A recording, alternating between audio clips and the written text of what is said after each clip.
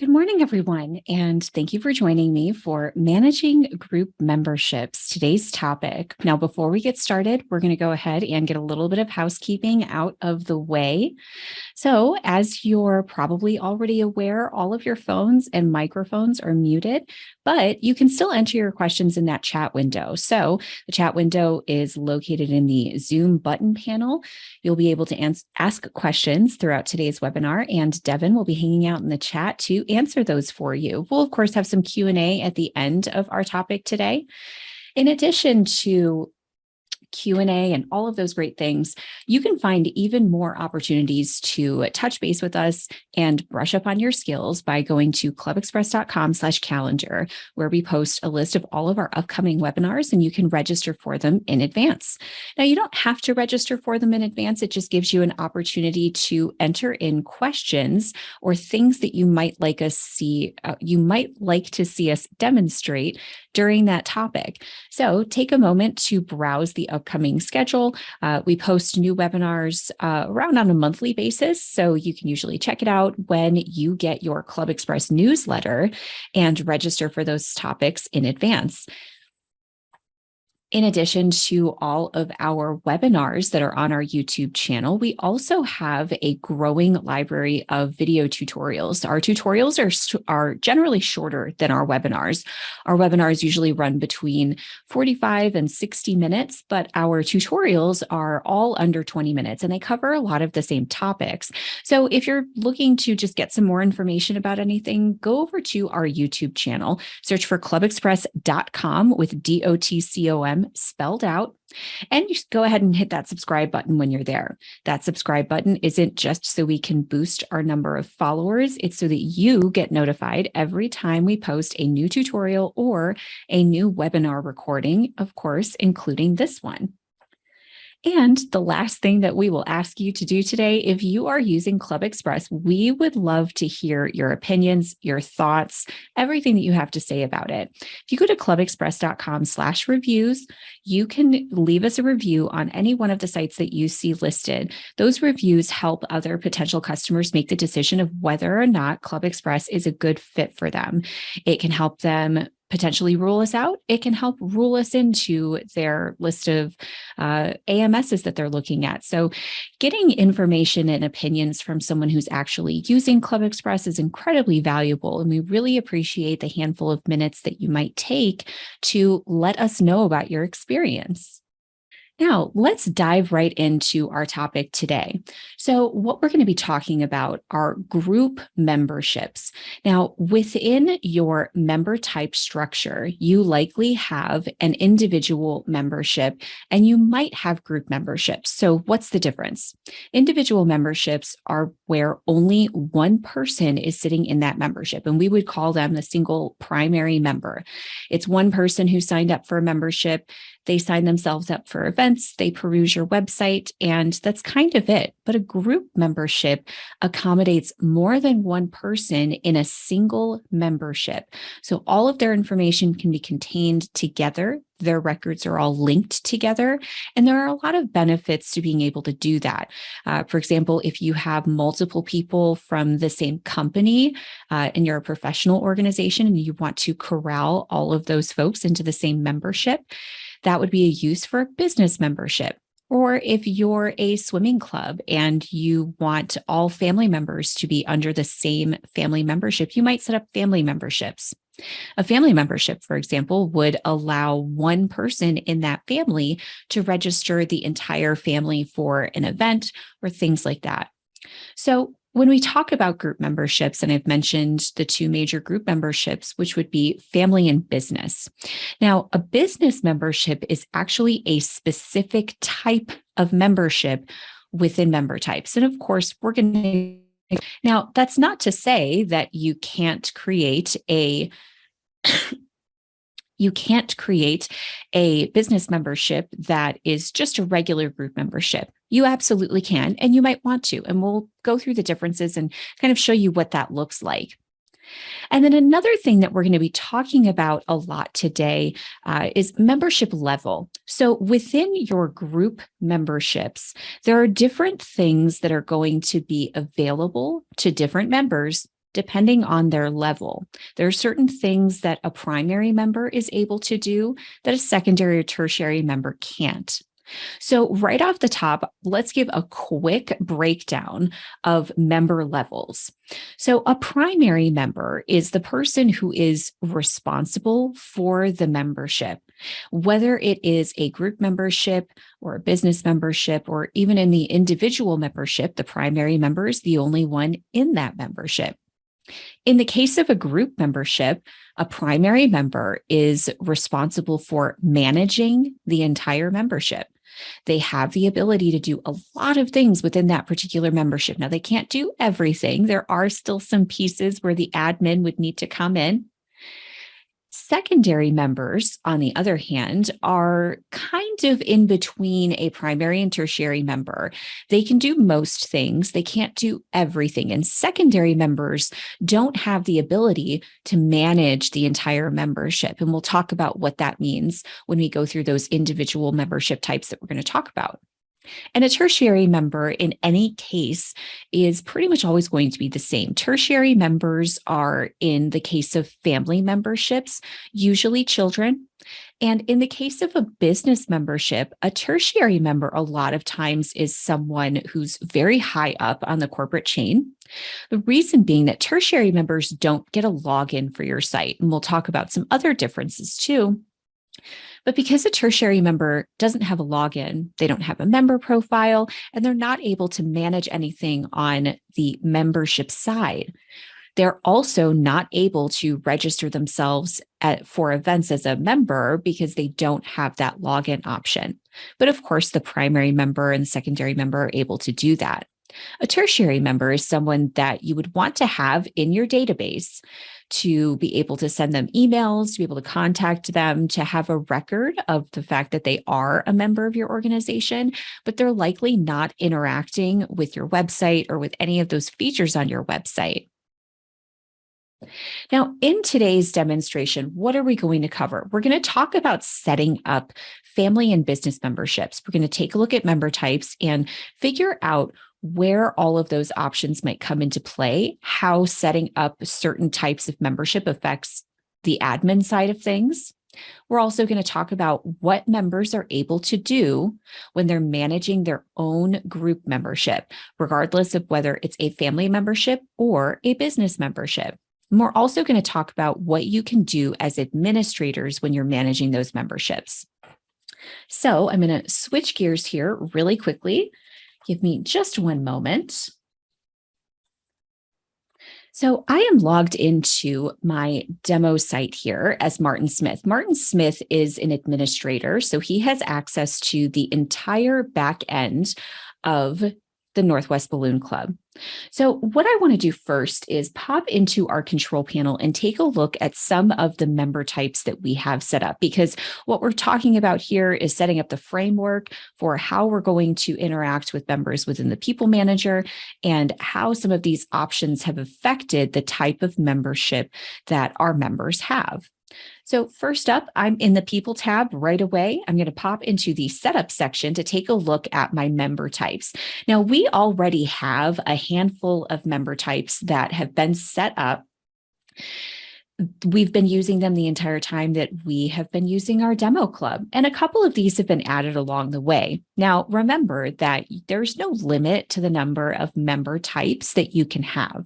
Whatever works for your organization, however you'd like to separate those member types, works for us too. So when we're looking at our member types, we see that we have a couple of different family memberships, we have individual memberships, and we also have business and group memberships. The first thing that I want to take a look at would be our family membership. So you can see that we have a regular family membership and a gold version of the family membership. There really isn't much of a difference there. With the gold membership, you might want to give members access to additional features. Maybe your gold version comes with a printed copy of a newsletter, but really a lot of the basics are going to be the same. So to view how I've set up my family membership, I'm going to click the edit icon. And at the very top, you're going to see a lot of the same features that you would see in any other membership that you'd set up. Now, at the very bottom is where you're going to determine Can other people join this membership as well? So those are where your secondary and your tertiary members come in. Now, the biggest thing to think about would be, does the additional person need to sign in to the website ever? If they don't, then it's best to keep them as a tertiary member. If they will need to sign in to the website, let's say that you're setting up a family membership, likely the primary and secondary members are going to be the spouses, the parents, and the tertiary members are going to be the children. So you might want to include maybe at least one secondary member. Maybe you want to allow brothers or, siblings to be able to join as well. So you can increase the number of secondary and tertiary members. Now, there is a limit that we impose on the the number of secondary and tertiary members that you can have on your website. Right now, this limit is 3. Now, if you need an additional number, and I believe that we usually recommend no more than 5, and Devin will be able to pipe in if that is incorrect. So if you have a need for multiple additional members beyond what we would see as the default, you can give us a call, and our support team is happy to help you out with that. Like I said, it's usually best to keep those memberships relatively manageable. You don't really want 20 people sitting on the same membership. That's a lot to go through. Now, when we are looking at adding secondary and tertiary members, we're also thinking about the data that we're collecting from them. Now, we're focused on collecting data from the primary and secondary and tertiary members in people options. This is just asking us, how many people are we adding? In this specific case, this organization is set up to have subgroups, meaning that there are local chapters, and you can have the option to select a chapter when you sign up. Or in this case, when the primary member signs up, they can select a chapter on behalf of their secondary member. If we scroll down even further, this is where things get a little bit confusing. I wouldn't say confusing, but it looks like it's going to be a lot of work. It looks like it's going to involve a lot of adding in different numbers. It's really not. When you're looking at the fee structure, and again, this is what it looks like for organizations with subgroups. So you have your club level fee. Now, this is when members are joining at the top level and they're designating a chapter when they sign up. So you have your club level fee, and you may not necessarily have additional fees that should go to regions, districts, and chapters, depending on the selection that the member makes. However, you're able to input those, and you can have a separate additional fee for primary, secondary, and tertiary members. Now, you can see that the way we have controlled our fees for this particular membership is just at the top level. We're not charging any fee for designating a chapter in this case, but if we were, the system would just automatically add those fees to those primary level fees. So first up, it's $60 to join as a primary member, $30 for every additional secondary member, and $5 for every additional tertiary member. Now, I'm going to go ahead and cancel out of this. And I want to take a look at a couple of other memberships that we've talked about. Let's talk about some of our business memberships here. Now, with our business memberships, we have a handful of different ones. We have a local business, and we also have a gold sponsor and a monthly sponsor. Let's take a look at our local business membership. If I select that edit icon one more time, the major difference between designating a membership type as a group membership or a business membership is just one little checkbox. Business membership, is this one? Yes or no? Now, the difference between a business membership and a regular group membership is really in how the primary member is treated and how the contact information for that membership is treated. In the case of a business membership, the primary member is really called the primary contact. And the way we look at it is the business is actually the member. And we'll take a look at how that appears for us when we're searching for those memberships in the People Manager. There's also a couple of differences in how primary members are able to interact with the business membership. And we're going to save that for when we actually log in as some of these members. But for now, let's take a look at what we have here. So once I've designated this as a business membership, the next question that I'm prompted to answer is, can members within the business add themselves? Yes or no? Now, we do have other information on how to set up business memberships and how to use those. So I won't go into the weeds as to how one might sign up for a business membership or how someone can do that. Go to our YouTube channel, check out all of our tutorials and videos. But for now, let's just take a look at this is how a business membership is set up. We see the exact same information below us. The only reason we don't see a chapter selection is that we haven't added it. But as far as secondary and tertiary members, we can still add the same amount and we can still configure extra fees. Now, in this case, we've said that members can add themselves to the business membership. In another case, however, for our gold sponsors, if we take a look at that option, we actually don't allow the members to add themselves to the business membership. Now, what that means, see that we've selected no, what that means is that the primary contact for that membership or the primary member is responsible for adding all additional members. So they have almost total control over the entire membership, more so than in any other case. So we've taken a look at a handful of our membership types. So we're just focusing on the group member types. Now, what I want to do is, now that we've seen that we have those three major member types, we have local business, we have gold sponsor, and we have family membership. Let's take a look at how those are going to show up for us just as administrators. What can we expect? We're back in the People tab now within the control panel, and we're going to go into the People Manager.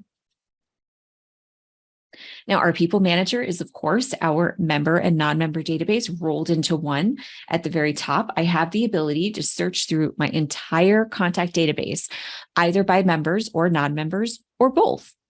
Right now, I'm really just focused on certain member types. I don't need to see everything. So what I'm going to do is go ahead and select my family membership first. And I just want to see who I have listed as a family membership. So it looks like we have the Smiths and the Chos. Now, within each of those, I can see some designations for levels of member. Those are going to be really important when you're looking for the person who's actually managing the membership. Now, let's focus on Larry, Jenny, and Sally Cho. Larry Cho is the primary member within that family membership. We have Jenny Cho, Larry's wife, who's the secondary member, and Sally, their child, who's the tertiary member. Now, within the maintain column, you're seeing a lot of the same icons, but in the case of group memberships, you're going to see a couple of additional icons. The first icon that you would see in the case of a primary member, so we'll highlight Larry Cho there. In the case of a primary member, you'll see an additional icon that says secondary and tertiary members. You hover over it, it's a pair of people with a chain link. Those are your linked profiles. So if I select that option, I can see that Larry has two additional people linked to the membership, secondary member and a tertiary member, Sally. And I can click those links and it'll take me directly to their profile.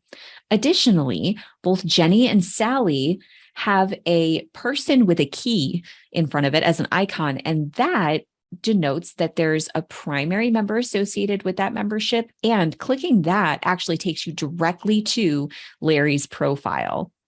So as an admin, really, really quick ways to find who is linked in the same membership. As an admin, of course, we also have the ability to pop into Larry's profile, and we can view all of the additional members. I can quickly jump to Jenny or Sally's profile, and I can edit some additional information within Larry's profile as I would normally be able to do as an administrator. So now what I want to do is switch gears very slightly, and I want to take a look at the perspective of the member profile from Larry Cho. Now, I'm going to log in as Larry Cho. I'm in a different browser, so I'm still signed in as Martin Smith in the background, but I'm going to sign in as Larry. And we're going to see what Larry can do with his membership and what Larry can do with Jenny's membership and Sally's membership as well. Then what we're going to do, and we're going to beat this into the ground today. We're going to sign in as Jenny and see what Jenny is able to do as a secondary member, because there are, of course, some differences. Now, Larry Cho has a couple of administrative rights. Larry is a coordinator for a couple of areas, so he has access to the control panel. But right now, I'm just going to focus on Larry's profile. So I'm popping in to view all of this information as Larry. We'll make this just slightly larger for us. Now, Larry can see his additional members, and that's because Larry is the primary member in this membership. He can manage the memberships of each of these people as well. So if I click on either one of these options, I can view some quick information about my additional members. I can also, down at the bottom left-hand corner under More Member Options, select Chapters and Additional Members. Now, all of the options that you're seeing here in the member profile are going to be different based on what you have enabled on your website. So if you don't have forums enabled, you're not going to see forum information. If you don't have interests enabled, you're not going to see information for interests. Same with attachments or achievements. So keep in mind that the profile that you or your members are looking at might look slightly different. But as long as you have a membership that allows for additional people, you will see the option to add additional members to your membership. Now, of course, you likely are adding these people right at the start, but specifically in the case of maybe a business membership or a group membership that is for a corporation, they may not have the names of everyone who wants to join right at the start. So this is how you might add people or manage those memberships beyond that initial sign up.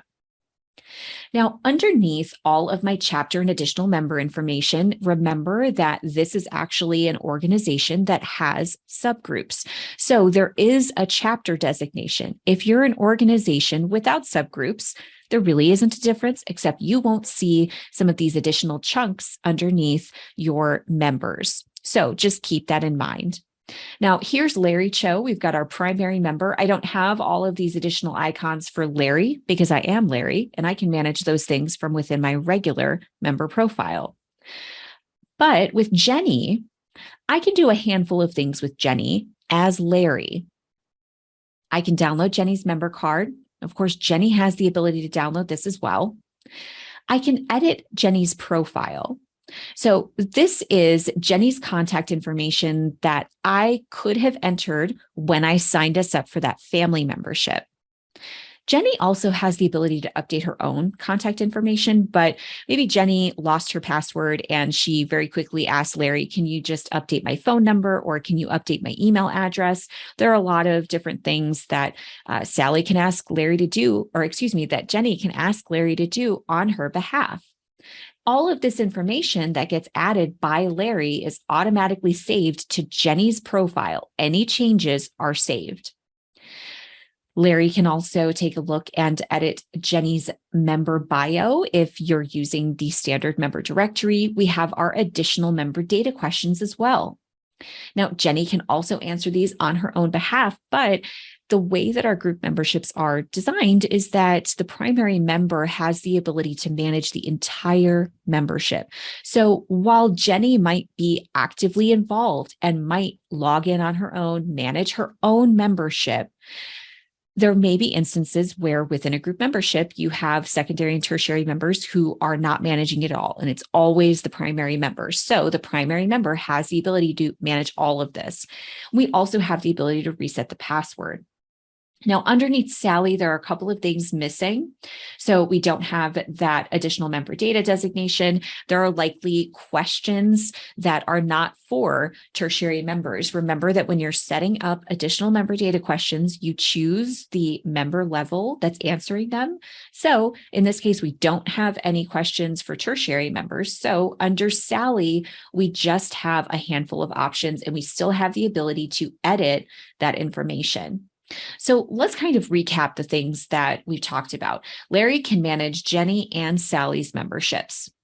Larry can also add additional members. Remember that we have the ability to add up to 2 in the case of the family membership. That's how we've set it up. That's how we've configured it. So I can add an additional secondary member to this membership. I can add an additional tertiary member. And all of that falls under the primary member. So once Larry hits that button, he goes through, he adds them to his membership, and then he completes payment for those additional members. Now, something that you aren't able to do is moving members around. Now, let's say that for some reason or another, maybe Larry made a mistake and added Jenny as a secondary member when really Jenny's supposed to be a tertiary member, or vice versa. Any reason that members need to be moved from one level to another, that is something that must be done by an administrator. So we don't have a magic swap button. We don't have the ability to say, change Jenny from a secondary member to a tertiary. That's something that an administrator would do. So another thing that Larry is able to do is register people within his membership for an event. So if I go into the event calendar and I choose an event that is open to members and member guests, so members in your membership, such as this all-member meeting, Larry can not just register himself, he can register Jenny, he can register Sally, and anyone who's part of a group membership has the ability to do that. So primary members are always going to be able to manage everyone in their membership and nearly every aspect of their membership. So if I go through, and again, I'm still signed in as Larry Cho, and I select register now, we'll give our club just a minute to catch up. I'm registering myself. I won't go through the entire registration process, but let's register myself and 2 additional guests. And we'll just see that the system will actually pull up the additional names of people in Larry's membership automatically. So we have my registration plus guest 1 and guest 2. And when we configured the event, we added in member guest, another person in your membership, so that we can just pull directly from the membership. And here we can see that guest 1, I would probably pick Jenny, and guest 2, I would pick Sally. And from there, I'm registering 3 separate people. So it is 3 people on the same registration. So when you're talking about registrants versus registrations, you'll have 1 registration with 3 registrants, and they're all going to be from the same membership. Now, let's go back and take a look at a couple more things before we switch gears and take a look at managing a couple of things as an administrator. We'll go back into Larry's profile. And another thing that I want to demonstrate is what happens when Larry removes someone from his membership. So under chapters and additional members, Larry has the option to both add and remove people from his membership. But what happens to them after they get removed? They don't just disappear. So let's say that Larry wants to remove Sally from the membership. Maybe Sally just hasn't been interacting with the club as much as her parents thought that she would, and they don't really feel like paying the extra money for no reason. So Larry goes in and he removes Sally from his membership. So Sally is gone. Now, if we pop right back into our demo club as an administrator, so we can see up here, I'm signed in as Martin Smith still. I'm going to go right back into my people manager. I still have that search up for Larry Cho. And what I want to do is refresh my search. And I am going to check all of my options because we are going to view a couple of additional status changes. So let me go ahead and search this one more time. There we go. So I've refreshed my screen a couple of times, and now I am bringing up all of my member statuses because, again, we're looking for a different status now. And I'm still looking at family membership. So I have some additional people here, but what I want to focus on is Sally Cho. Now, Larry removed Sally from the membership. However, she didn't just disappear. So we can see here that her status changed to dropped, and with the notes dropped by primary. So as an administrator, I can see that Sally didn't just have her membership expire. Nothing like that happened. She was dropped by the primary member. Now, I, as an administrator, can do a couple of different things here. I can promote to full member. So maybe Larry decided to drop Sally because Sally wants to be her own primary member. Sally wants a login, and maybe Sally got a job over the summer and is going to pay for her own membership. So I can promote Sally to a full member. Let's say that Larry did that on accident. He doesn't know what he was thinking. He was having an off day. So Sally's just kind of hanging out. She's not related to any membership at all. I can pop up to member options. And again, as an administrator, I have the only ability to change levels. So member level changes, and we've sprinkled on this topic in a couple of different other webinars. Member level changes is a really powerful little tool that a lot of people don't know is there. So there are so many ways that you can move memberships around, adjust things, maybe fix a member's mistake if they thought that deleting someone would not be permanent or they just did it very quickly. So we can promote members, we can link members, we can do all kinds of things. Now, what I want to do is link a solo member to a primary member. Now, Sally was a tertiary member. So what's going to happen is I'm linking a solo member to a primary, and the system's going to automatically add Sally as a secondary member to Larry's membership. But that's an easy fix. So right now I want to go through how this works if you're linking members together again. The first member is Sally. The primary member is going to be Larry. So I'll go ahead and search for show. Oh. So what we want to do, pardon my mistake here, I didn't click the button. So when we drop our membership, we need to promote Sally back to a full member in order to push her back into a membership. So I'll click that button this time. And now when I go back in, I can see that Sally has an active membership, but she's listed as a regular primary member. So what we want to do, again, is merge her through level changes with an existing membership. So we're going to link her to Larry's primary membership, and we'll go ahead and search for Cho one more time. We found Sally, who's the only other primary member with that last name. And we'll go ahead and add in Larry as well.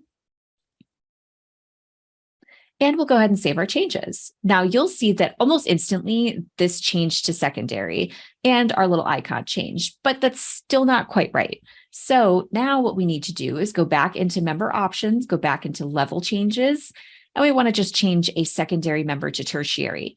I only need to choose the one because I'm just changing Sally's level. I'm not changing anyone else's. I'll go ahead and select and click save. And now everything is as it was before. So we did all that just to get right back where we were. I hope the ride was enjoyable. So now let's shift just ever so slightly and talk about Jenny. Jenny is a secondary member. And so what I'm going to do is I'm going to pop back into my browser that I'm using to talk about Larry. And I'm going to sign out as Larry and log in instead as Jenny Cho. Now, Jenny Cho is going to have a relatively similar layout. She still has the ability to view her own member profile, but we don't see any additional people. Now, that's not to say that Jenny doesn't know that Sally and Larry are in her membership. It's just that she can't do anything with their profiles. She doesn't have the ability to manage the membership as a whole. So let's take one quick step back and talk about what that means. That means that when it's time for renewal, Jenny is not going to be able to renew that membership. She's the secondary member. It's going to be Larry who is responsible for renewing that membership. Now, Larry is the one who signed them up. Just because that's the case, again, we can choose to be the primary member just through that level changes option. So let's say that, come time to renew, maybe Larry's out of the country or Larry is unavailable to renew. Jenny can call up an administrator and say that she'd like to renew the membership, and maybe the admin decides to make her a primary member, so she's able to do that. Or the admin, of course, can say, well, if you want to stay the secondary member, Jenny, we can renew on your behalf. And of course, there are plenty of tutorials and webinars that go through the renewal process. But as we can see, Jenny can only manage her own membership. What about what else Jenny can do? So as far as registering people for volunteering or for events or anything like that, Jenny is also able to register others for events. So if we go back into that same event that we set up, which would allow you to register additional people, I'll go ahead and select register now, and we'll go through the exact same process, and you'll see that Jenny is able to register herself and additional guests. So I'll go ahead and select next. And finally, we can see that the additional folks in Jenny's membership, both Larry and Sally, will appear for that particular event.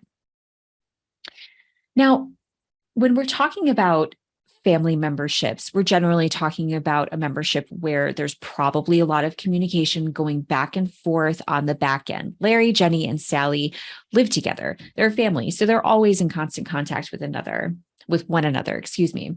But what about in the case of those business memberships where the members of that group may not necessarily be in constant contact with each other? They may not necessarily be in the same state.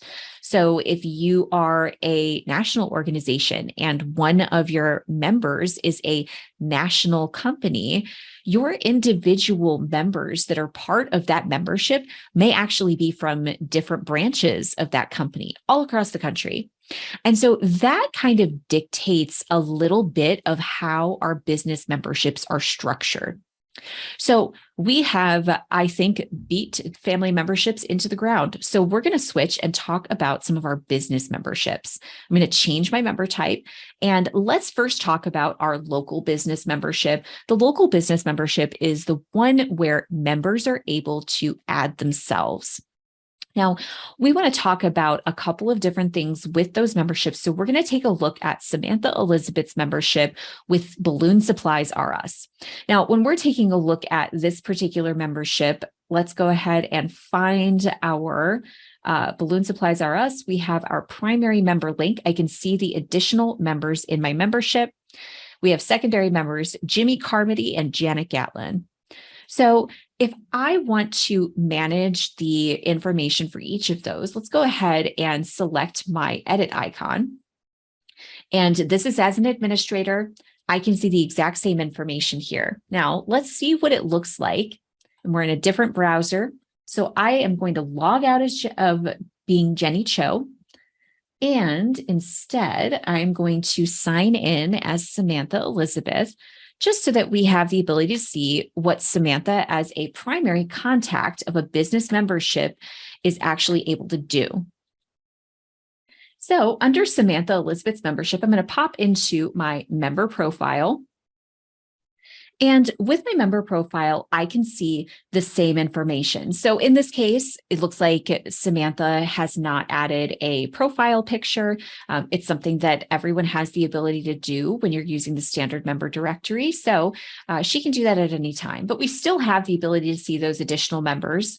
I can go down to chapters and additional members, just like everyone else could. Now, my screen as Samantha Elizabeth looks very slightly different. So this is, again, a membership type where additional members are able to add themselves. That's a huge difference between how a regular group membership works and how business memberships can work.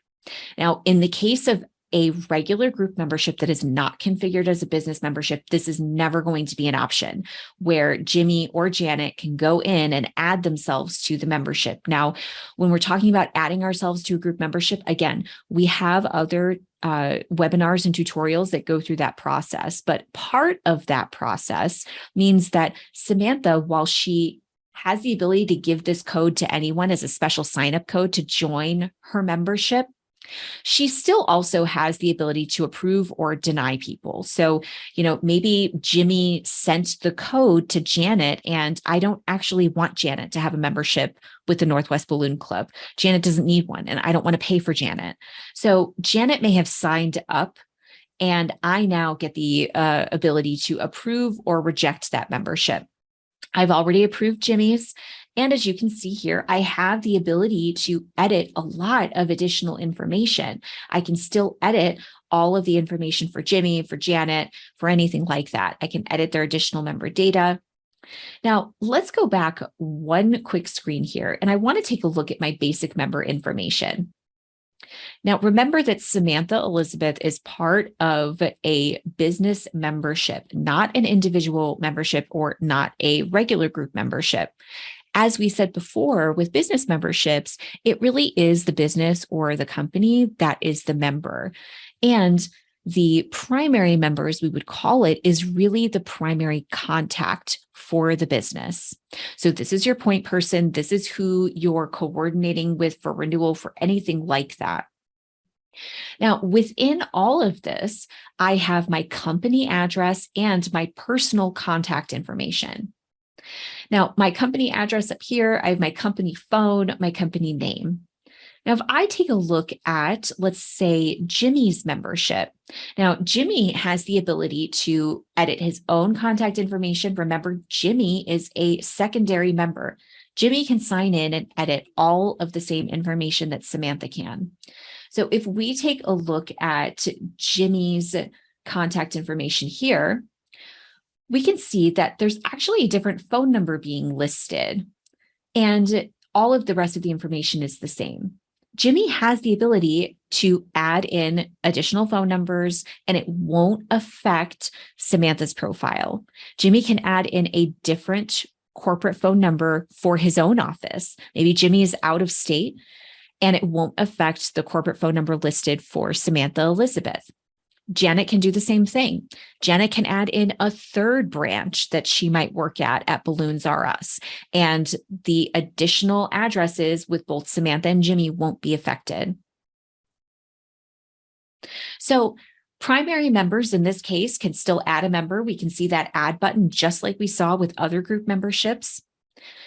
They're also going to be responsible for renewal, but they aren't necessarily responsible for initial payment. So what do I mean when I say that? Well, in this case, Jimmy was able to use this special code, sign himself up, and add himself to Samantha's membership. Now, Jimmy could, be a friend and complete payment while he's already signed in, or he could say, well, Samantha's the CEO and I'd like Samantha to pay for it. So Jimmy can exit right before he gets to that payment screen, or when he's supposed to make a payment, he can exit that screen. And that fee will still be added to either his profile or Samantha's. And either one of those can go in and make that payment, though it usually is going to be the primary contact who goes in and makes that payment. But again, in the case of those memberships where additional people can add themselves, they can technically take care of initial payment, but the primary is always going to be responsible for renewal. So in the case of business memberships, when it's time for everyone to renew, Samantha's going to be responsible for the entire renewal cost. It won't be something that Jimmy or Janet would take on. And that is the same as our family membership. So you'll remember that Jenny wouldn't have the ability to renew that membership. Only Larry can renew that membership.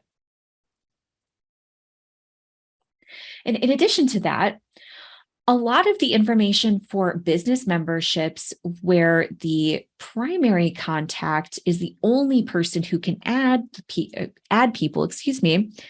all of that information is going to be the same. Now, I've switched gears here again, and it's probably the last time I'll flip-flop for you. So I'm logged in as Martin Smith. I want to go right back into my people manager, and I want to create a new search. I'm done talking about our local business. I want to talk about our gold sponsor. Gold sponsor is the membership where members are not adding themselves. Only the primary member can add additional members. So right here, I have a couple of things that I want to point out. Looks like Marjorie is not listed with a specific company. Now, you can see that there's a little bit of a difference between how business memberships and regular memberships are treated. What I want to do is I want to go in and click our family membership. And I don't necessarily need to see anyone who is part of any of these statuses. So I'll search for family and business memberships. Now, with all of our individual members, we can see their name in bold, but with our business memberships, either where the member is adding themselves or the primary member is adding additional members, all of the companies are actually what's sort of first and front for your eyes, because again, it is the company, the corporation that's the actual member. So when I'm taking a look at Marjorie Mallard, who is an expired primary member, her membership just expired a few days ago, so hopefully she signs in and renews that. If I take a look at Marjorie's profile and I select my chapters and additional members option, I can see one additional person who's part of Marjorie's profile. And I don't have that special extra code. So I can see right away that the only way that James Gatlin made his way into Marjorie's membership is if Marjorie went ahead and added that member. And then, of course, because of the way this is structured, Marjorie is going to be responsible for payment. She's responsible for managing those additional members. There isn't an approve process because Marjorie is going to be the one who is adding those members. So when you're taking a look at group memberships, there really is a lot that the members are able to do themselves. There are a lot of differences and both pros and cons of structuring all of your memberships as regular group memberships, as opposed to taking advantage of the option of a business membership. And then you also really want to think about how you're structuring the additional members. Do you want everyone within a membership to always have the ability to log in? Maybe you don't want to allow memberships to include tertiary members for that specific reason. You want everyone to have a login. You want everyone to be able to take some onus of their membership. So maybe you only allowed secondary members. And I believe that might wrap us up. I see that we have some questions. Devin, how did we do on questions today?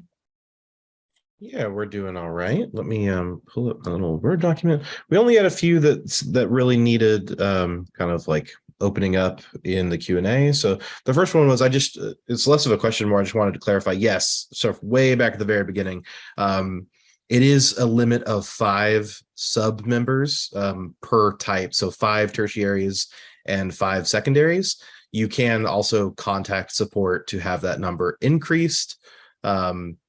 Yeah, so if you need more than 5, then just reach out to support.